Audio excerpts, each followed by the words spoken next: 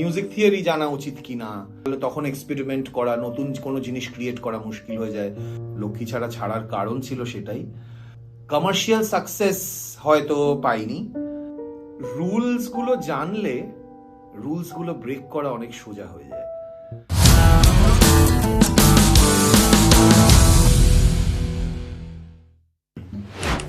Hello and welcome to another episode of the Shayok Banerjee story.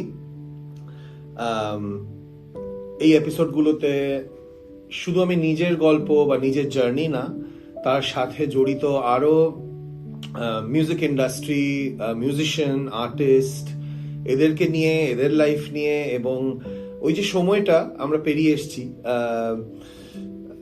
যেখানে, এবং যাদের মধ্যে আরো বেশ কিছু আর্টিস্ট আজ আর আমাদের মধ্যে নেই, সেই সব সময়ের গল্প, বদলানো সময়ের গল্প, এই যে ক্যাসেট থেকে ফ্রি MP3 এসবের গল্প, সো বদলে যাওয়ার সময় নিয়ে আমরা একটু কথা বলবো। তার আগে ডেফিনেটলি সাবস্ক্রাইব আর ফলো করে নিন, যাতে আরো বেশি গল্প, আরো বেশি গান, আড্ডা এগুলো নিয়ে আসতে পারি আপনাদের সামনে। মানে অনেককে আমি বলতে শুনেছি যে মিউজিক থিওরি জানা উচিত কিনা, বেশি থিওরি জানলে অনেক সময় খুব বেশি স্ট্রাকচার্ড হয়ে যায়, তাহলে তখন এক্সপেরিমেন্ট করা, নতুন কোনো জিনিস ক্রিয়েট করা মুশকিল হয়ে যায়। কথাটা আংশিকভাবে সত্য হলেও আমার মনে হয় থিওরি জানাটা ইম্পর্টেন্ট। তার কারণ বিভিন্ন ফর্ম অফ মিউজিককে চিনতে হলে তার যে রূপটা, সেটা কিন্তু মানে ক্লাসিক্যাল মিউজিক থেকে তো অনেক কিছু ব্রাঞ্চ আউট করেছে অনেক ফর্ম অফ মিউজিক। ক্লাসিক্যাল মিউজিকে বেসিক্যালি আমরা কি শিখি? স্কেলস শিখি, মাইনর স্কেলস, মেজর স্কেলস শিখি, এক একটা নোটের সাথে এক একটার কি রিলেশন এটা শিখি। তা এই রিলেশনগুলো জানা থাকলে সেগুলোকে ভেঙে আবার নতুন কিছু গড়াটা আমার মনে হয় সহজ হয়ে যায়। আপনাদের কি মনে হয় জানাবেন, অবশ্যই কমেন্টসে লিখুন। এবং যদি আমার কথার বিপরীতে মানে কোনো অপোজিং ভিউজও থাকে তাহলেও অবশ্য জানাবেন, কারণ অপোজিং ভিউজ থাকলেই তবে আলোচনাটা এগোবে। তাই আপনাদের কাছে প্রশ্ন রইল, আপনাদের কি মনে হয় ফর্মাল ট্রেনিং জরুরি কি জরুরি নয়?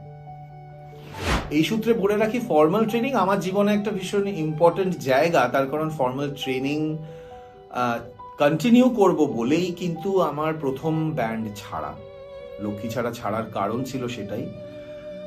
যদিও পরবর্তীকালে সময়ের অভাবে গুরুজির থেকে শেখাটা আমায় ডিসকন্টিনিউ করতে হয়, মানে উনি সময় দিতে পারছিলেন না বলে।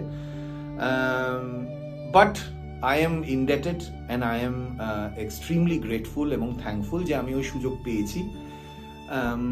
সেটা আমার মনে হয় আমার জীবনে একটা ডেফিনেটলি একটা বড় পাওনা, এবং সেটা আমাকে অনেক সমৃদ্ধ করেছে।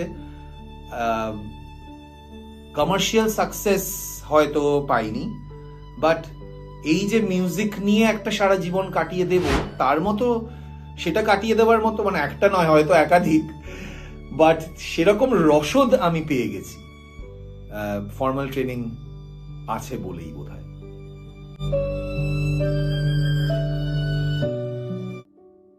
ফর্মাল ট্রেনিং ইম্পর্টেন্ট কিনা এই প্রশ্নটা অনেকের থেকে পাই। যেহেতু আমি নিজে ফর্মালি ট্রেন্ড, এমন নয় যে আমি বায়াসড ভাবে বলছি যে ফর্মাল ট্রেনিংটা সত্যিই দরকার।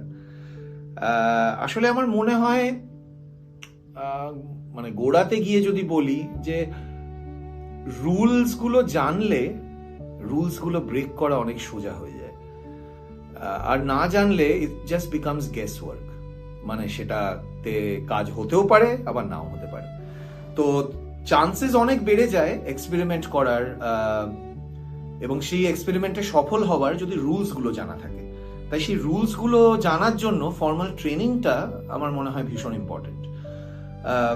এবং সেটা যে ক্লাসিক্যালেই হতে হবে তা নয়। মানে অনেকেই বলেন ক্লাসিক্যাল মিউজিক শিখলে সব মিউজিক জানা যায়, সে কথাটা বোধহয় সত্যি নয়।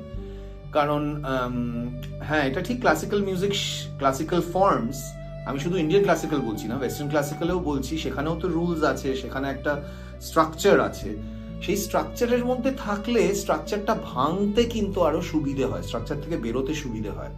This is the Sayak Banerjee story. It's a solo cast. আমি বলে থাকি এটা সোলো কাস্ট বিকজ আমি আর অন্য কাউকে প্রশ্ন করছি না, নিজেকেই প্রশ্ন করছি, নিজেই উত্তর দিচ্ছি। দেখতে থাকবেন, ভালো লাগলে ডেফিনেটলি সাবস্ক্রাইব করবেন। Thank you so much.